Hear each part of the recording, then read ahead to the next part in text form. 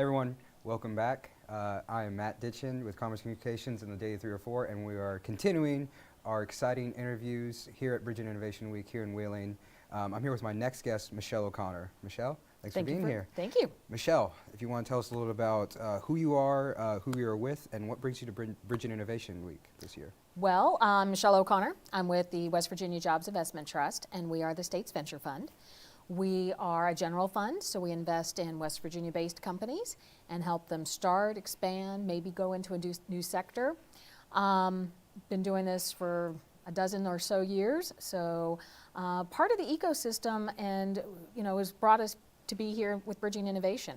One of the things that we've been doing is we've been coaching the business plan finalists and getting them ready for the competition, and just helping them out and seeing help them they can succeed. Yeah, that's great. And I know that getting money and access to that capital is something that's really important if you're just starting out, whether you're an entrepreneur or small business.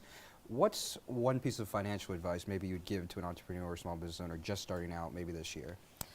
Well, there's several. First off, take all the free advice that you can get. West Virginians are notorious for giving free advice. We'll sit and talk to anybody all day long. Take advantage of it, and take advantage of who they introduce you to. Understand your numbers, understand what you're trying to do, and don't try to make it cheap. So, entrepreneurs have a tendency to say, well, if you can only give me this much, I'll make it work. No, stand your ground, state your case, why you need what you need, and you'll get better results. Yeah, great. And, for entrepreneurs and small business owners in West Virginia, could you talk about the importance of an event like Bridging Innovation? Like you said, people are wanting to help that free advice. How do people take advantage of this week and really find those opportunities? Well, everybody in the ecosystem's here. Yeah. It's funders, entrepreneurial supporters, all of that resources are here. You've got tables out there. Go introduce yourself.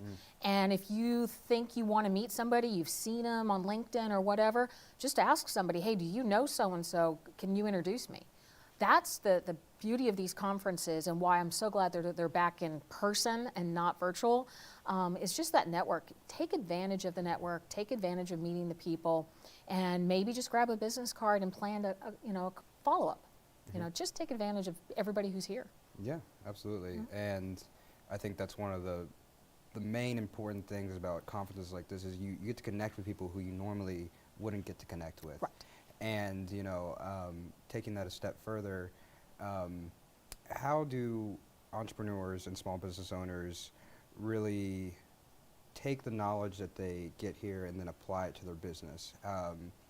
Or maybe a better question is, from last year's renovation to this year, what are some stories that maybe you've heard that people have gotten that success, that capital, and then have used that information to excel and succeed in West Virginia?